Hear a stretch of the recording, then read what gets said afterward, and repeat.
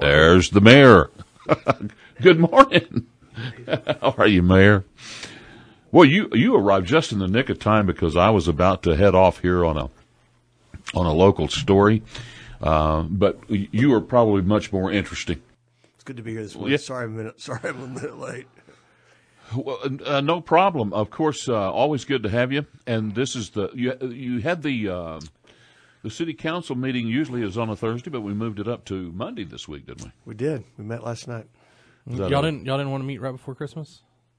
We decided our Christmas present to the city would be to move it up and try. Yeah, we had 3+ hours of fun last night.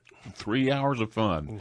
Mm-hmm. Always fun at the city council meeting, isn't it? Did y'all get a lot of people coming in talking, or we did? We had a good meeting. We had in addition to the public safety proposal, we also had we had an item to approve the interim land use plan that our planning committee's been working on. So we had a number of people there to speak about that. And that's the area of land north?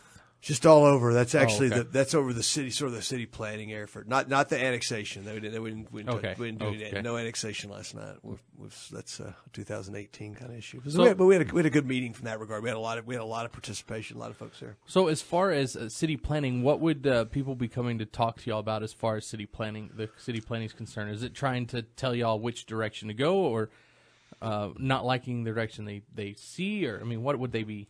I think the stakeholders that were there are either one to support the process as it's going, or to say, hey, I know there's time to work on some pieces of this that need to be modified.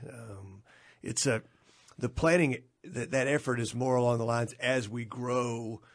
How will we develop, and are we going to where will retail be, as an example? Where will office and garden office be? What will residential be? What will be the buffers between those areas? That type thing. So hasn't been done in 30 years. So there's a lot of folks, everybody from developers on one side to maybe more of your neighborhood supporters, the folks that want redevelopment. You've got a spectrum of different inputs, and 33 people on the committee, so you've got a real diverse group of citizens that are working on it. And we had a number of them come last night, and it was good discussion. We passed the interim plan, knowing that there'll be some adjustments to it in the next 6 months or so, but a lot of comment around that. Yeah. Well, so what are the big issues that we're closing out the year with? Well, I think top of mind would be what we last night what we did about public safety. We adopted the public safety recommendations and made a decision on how we're going to pay for them. So that's the police substations, a new downtown, smaller administrative headquarters, a property warehouse and crime lab, as well as dollars to move the municipal court. It's not going to have its own new building, but we're going to retrofit a building that we already own. Okay, and where is that? Just west of the new Citizens Tower project. So it's what we think of as the WorkSource building today. Oh. Yeah. And what all is going to go in there? What do you anticipate going in there? In that building specifically, municipal court right now, maybe the health department. We've not made that decision. Yeah. So it's not. That's not all that big a building, is it? It's not. No, it's about 12,000 square feet. The police station, is it going to be downtown? It will be. And new construction? It will be. About 40 to 45,000 square feet. And the crime lab will be in there? No, I think the crime lab, we believe the crime lab will be with the property warehouse. We think it'll be a little less expensive to build it in that location. And that'll be out on Municipal Hill. It's going to be in the side of the old animal services area building. Yeah. Well, yeah, it would be a little cheaper. You already own the land out there, well, we own land, and we actually own the land. We feel like we're going to go to downtown also. So 4 of the 6 parcels we own. The other 2 we don't. Something we're working on right now. Yeah. So as far as the vote that y'all had last night, are we looking as one of the things that have been brought up is whether or not the citizens were going to vote for it or whether the council was going to vote for it. So what did that end up falling on? Yeah, so there's two ways we can fund it. One is certificates of obligation. That's the council issuing debt, which we certainly can do by state law. And our charter would indicate that this is top public safety's first thing it talks about. The second way you can issue debt is through a vote of the citizens, general obligation bonds. The bonds actually, there's no difference in what the interest rate or what would cost our citizens. It's just two different ways of funding it. We had a vote last night about how we were going to do the funding, and by 4-3 vote, we voted to issue certificates of obligation. Tell us exactly what is a certificate of obligation. It's a bond. It's bonded Well, issue debt. How's it paid for? But in this case, a CO is paid for with through the general fund, so it'd be paid for with property tax dollars. Okay, Yeah, and would property tax then have to go up? It will, 3 cents, 2.9 something, so it'd be up to 3 So, cents.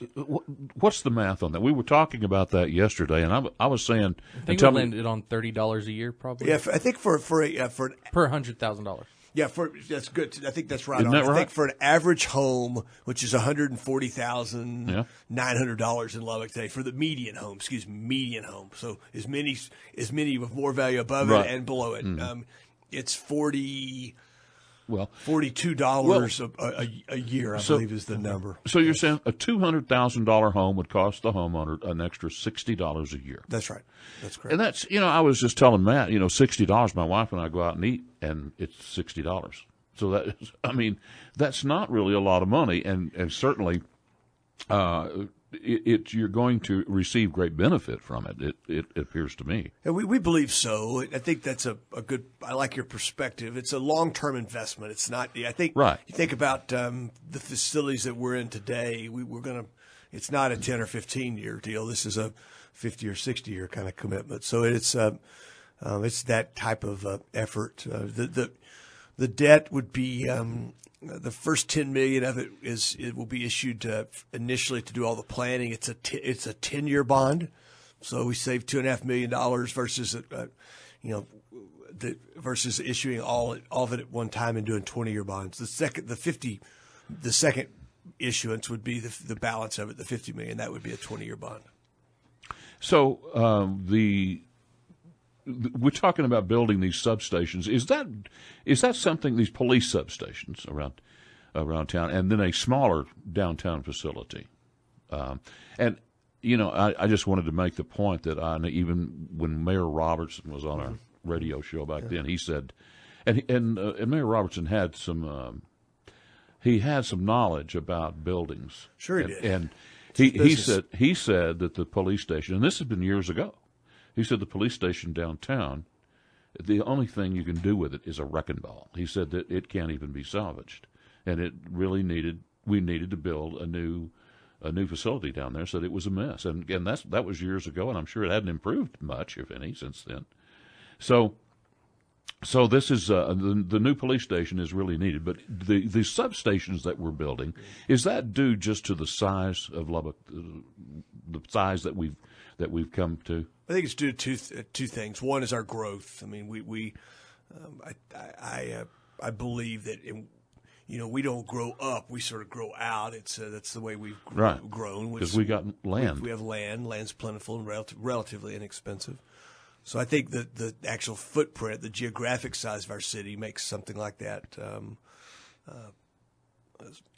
you should look at in this case. And I think maybe as important or more important is we feel like we need to get our officers and keep our officers closer to homes, businesses, neighborhoods. Mm-hmm. I mean, I think we have a property crime problem. I mean, I guess it goes along with our growth and in some ways our success, but that property crime problem is something we have to address. We do believe this isn't I'm not saying this is the silver bullet.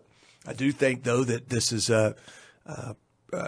getting our public safety, getting our men and women of LPD closer to our homes, neighborhoods, businesses will help in that regard. Yeah.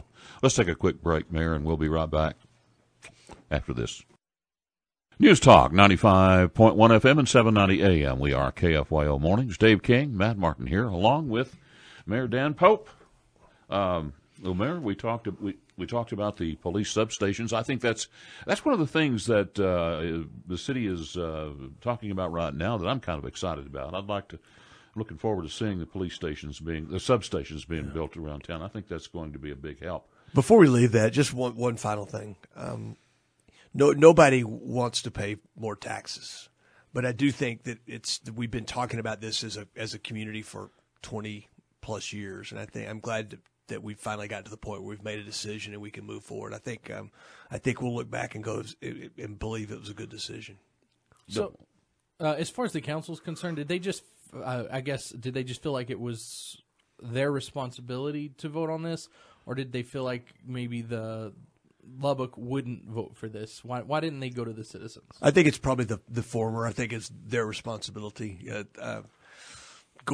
It's interesting the feedback on it that I got in both both in writing via email or just on the street was probably leaned maybe 60-40 towards issuing COs, going and getting it done. I got 2 emails yesterday from 2 local business people saying, hey, as much as I like to vote on things, you guys need to sort of quote unquote man up and get this thing taken care of. I guess that's the thought process. The other downside, if you did have an election and it failed, state law does not allow you to bring the same proposition up for 3 more years, either to an election or to issue COs. So you would in essence kick it down the road for 3.5 years. Yeah. By the time you had an election, then 3 years. Well, of course, one thing that's on a lot of people's minds, I think we could say, Matt, it's drawn more comment here on this show than any issue recently, and that's the stormwater situation. What's the latest on that? Specifically what, Dave? Well, no, as far as the lawsuit's concerned, there hasn't been a return on that. No, we did the hearing was last week, I guess, early last week, and I think both parties would expect they would hear something within 30 to 60 days on that. And as you would imagine, that's about all I can say about the pending legal. I can talk about stormwater projects if you want to. So one thing that last week, I think Councilman Massengale said, or I guess it was a week and a half ago, when was that by 2022, hopefully we would pay off enough debt to be able to re-look at that situation again. But some of the other people thought it was going to be closer to 2030 that we got in emails and whatnot. So I was just wondering, when do you think they would be able to look and maybe get some relief to that stormwater problem? Well, we have stormwater debt that starts rolling off in early next decade. I think that's probably what Councilman Massengale was talking to. I think it's 21 or 22. As for relief and rate relief, I would hope that would come at about the same time. I'm not supportive of any further stormwater projects. I think we've gone as far as we need to go with this. We're doing the project today that's runs up Quaker today. I mean, it really goes from Maxey Park straight north on Quaker, and the citizens that live in that part of the community have seen that effort. At some places, we're tunneling 50 feet underground to do that. It's I think a 96-inch pipe that's being put in. That's the $35 million project that was funded with 0% interest. It looks like we're going to take a break, and we can talk a little bit more about this when we come back. Yeah, we'll take a break and then be right back with more with the mayor after this. News Talk 95.1 FM, 790 AM. We are KFYO Mornings with Dave King and Matt Martin, 7:35 AM. As we move along with Mayor Dan Pope this morning. I guess the other thing I wanted to mention about the stormwater was the fees, and we've been talking off mic about that. I think previous councils seem to have wrestled with that. Some of the issues are that you have a $695 maximum that you can pay. So Walmart has several acres of parking lot. They pay $695. A small church would pay $695. So there seems to be some inequity there that some people are concerned about. Yeah, I think the challenge with stormwater fees is trying to find balance, is trying to find that equity. The previous council put a max at, I think it is the $695 is the max anybody would pay. Previously it was when you were billed for stormwater based upon for every water meter you had, and I don't think they felt like that was equitable. I understand the argument about churches. I would remind our churches that they don't pay property tax. They also have sort of most favored nations kind of electricity pricing, and I do feel like the parking lots that they have contribute to the stormwater challenges, and I think probably they need to pay their share. And I know that's a tough message, but I don't see a better way of doing stormwater, and if somebody could bring up a better method of billing it for us, we'd look at it. But my like the county, I think the council feels that way. I don't think the council feels like they're ready to try to to try to solve it. We had a group of citizens that looked at this under the previous council. There was a group that looked at it 2 separate times and made a bunch of recommendations. The council, I think, implemented a good percentage of those recommendations. The change was a shock to people. I believe maybe we could have communicated a bit better, but regardless, it's those fees are essential to provide the services that are provided, and for the most part, in our case, service the debt that goes along with these investments we've made in stormwater. We had a texter that said that while you're here, of course, you were the previous president of the Lubbock School Board. Yeah, and they said to ask you about our new superintendent of schools, Mrs. Rollo, Dr. Rollo. I know Kathy well. Do you? Yeah, I do. Well, what do you? I think she's a fabulous educator. She was a remarkable elementary principal, teacher and principal here in Lubbock. In Lubbock, I knew her. I got to know her when she was the principal at Murphy Elementary. Then she, I believe, I might have the chronology not exactly right, but I believe when Karen Garza came, she promoted Kathy to assistant superintendent, where she had responsibility for elementary education. Born and raised, Lubbock native, born and raised. I think an educator's educator. I think she'll do a great job. Well, good. So I don't know if this is really city stuff, but one thing we get a lot of stuff in is the ambulance and services like that, the problems we're having with that. Is the city looking at any ways that we can help those communities that are outside the city that have lost their ambulance service or having to go to other directions? Our involvement certainly is specific to the city of Lubbock. Right. UMC is our provider for that. Provides that emergency service for us.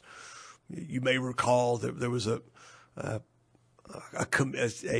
group, a sort of a blue ribbon committee that Councilman Griffith and Councilwoman Gibson led from the council's perspective, that Mayor Robertson appointed, that worked with representatives of UMC, Grace, Heart Hospital Covenant, others. I probably have missed a few, and to make some recommendations. There's now a EMS committee that meets on a standing committee that meets on a regular basis. That the fire chief chairs that committee. It's got representatives from the same healthcare providers there.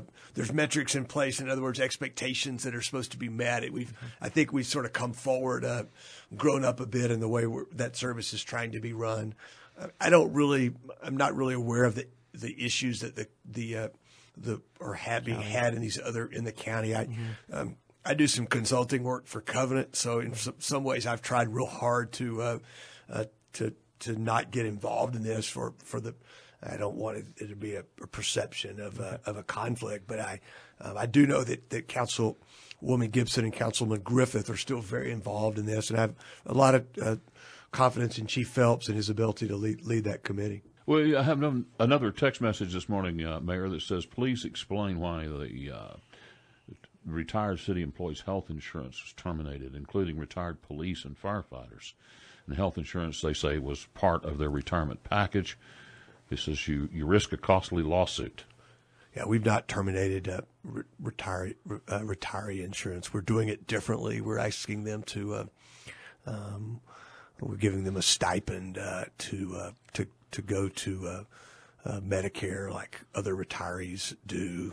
We're still covering the drugs. It's I think if there's change involved in it. Change is difficult, but I think our retirees would tell you. In fact, I talked to one just the other day that had gone through the process, and actually ends up with dollars in his and his wife's pocket positively for them after these changes. So I think there's a bit of an urban legend about the fact that we pulled the plug on them. That's not the case. Okay, well, that's good to know. What do we got here? A break? Let's take a break and then come back and close things out after this. News Talk, 95.1 FM and 790 AM. This is KFYO Mornings with Dave King and Matt Martin and the Mayor of Lubbock, Mayor Dan Pope. Close out your visit with us this morning let's talk about the Coliseum and the auditorium. What is to become, could we call that a white elephant? It's a big white elephant. Well, I'm telling you, I know for several administrations they've been talking about what to do with the Coliseum and the auditorium. Well, sitting on Texas Tech land. No, it's the city land, right? Yeah. Well, it will become in the 1940s. The legislature gave the city that land for this specific purpose. Oh, it is city land. But when we abandon it, it goes back to if we were to abandon it. That's the language. Well, Tech would like to see you abandon it. I imagine that's the language that's used in the legislation. But if we were to walk away from it, continue to use it in that fashion, then it becomes Tech's land again. So how much?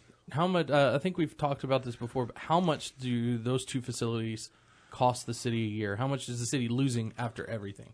About $750,000 a year. Oh my God! If you go back 10 years, that's about the average. We think we've cut it a little bit this year. We think we're going to lose a little less than $700,000 this year. So, well,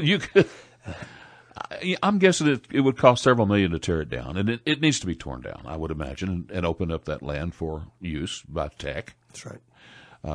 So if you're losing $750,000 a year, I'm sure in a few years you could pay to have it torn down. Yeah, so here's my thought on this thing. First of all, not only are we losing $750,000 a year, we have about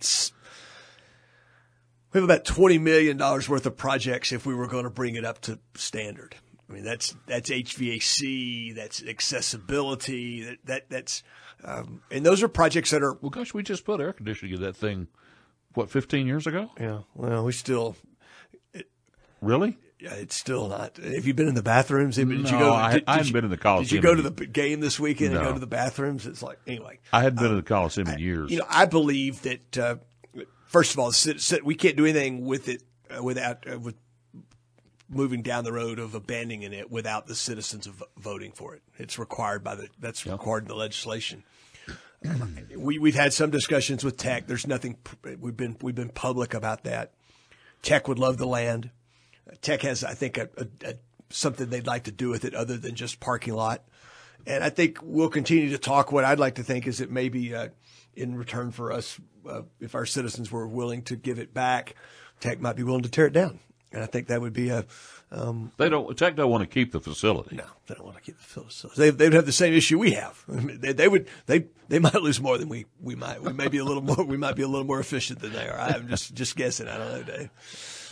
But we'll tee that up in January as a council. We'll talk about it. You'll hear us talk about it. If we're going to call a vote on it for May, we only have a vote, May and November. And if we're going to call a vote, we've got to do that by mid-February. Well, maybe this council has the chutzpah to do something with it because it's been addressed time and time again over the years. I think we do need to find a solution for the rodeo, and I think we've already begun. I'm working right as we speak to get a meeting scheduled in January to bring some stakeholders together around that. We know that we need a dirt events replacement facility. Doesn't necessarily mean the city needs to own or operate that. But we could be part. We could be part of that. I think the county needs to be in the discussion there. I think Tech wants to be in the discussions. Maybe the Fair Board. I think we'd like to get a number of people together to discuss that. Yeah. Well, and in the short time we have remaining, anything new to report about downtown progress in reviving downtown? There's $185 million worth of permitted projects going on downtown right now. Certainly a big part of that is Citizens Tower and Buddy Holly Hall. But there's a hotel project that's going to go in just west of the Wells Fargo Tower. That's not been permitted yet, but we expect that to happen in any day. It's about a $35 million project. We had the last councilman telling us about that. Yeah, I don't remember who it was, but that's going to be kind of a spectacular hotel. Yeah, it's going to be pretty. It's going to be a neat, little sort of niche-y kind of product. About 30, theme? 30 it's a yeah, I think it'll have some kind of a theme Cotton to it. theme, That's exactly right. It's by a group named Valencia that's based in Houston. Has the ability to do these. Has probably a couple maybe 10 or 12, 15 projects or properties around the country. And then we're talking about a hotel that would go in next to the Civic Center. We have is that going to work? I think it will work. We have work to do on it. We've not seen. There's an updated study that's been done on that. Is being done on that. The council hasn't seen that yet. We'll see that in the spring. The key on that is it's going to take a lot of private investment. We got to have somebody who wants to come in and make a big investment. We think I think it makes sense. Remember that it's not going to open today. If we started the process today, it would be 36 months. And so you've got to look forward in that regard. Second is it would be unique. It would be a convention center hotel. It'd be connected to the Civic Center, and we don't have anything like that. That would help us with conventions and that type. But we can talk about that when there's more information out about it. Well, Mayor, that about wraps it up. Anything you want to close with? Merry Christmas. There you go. Yeah. Ditto to you. Yeah, thank you guys. I appreciate what you do, and thanks for having me on this morning. Okay, you bet. We'll take a break and be right back.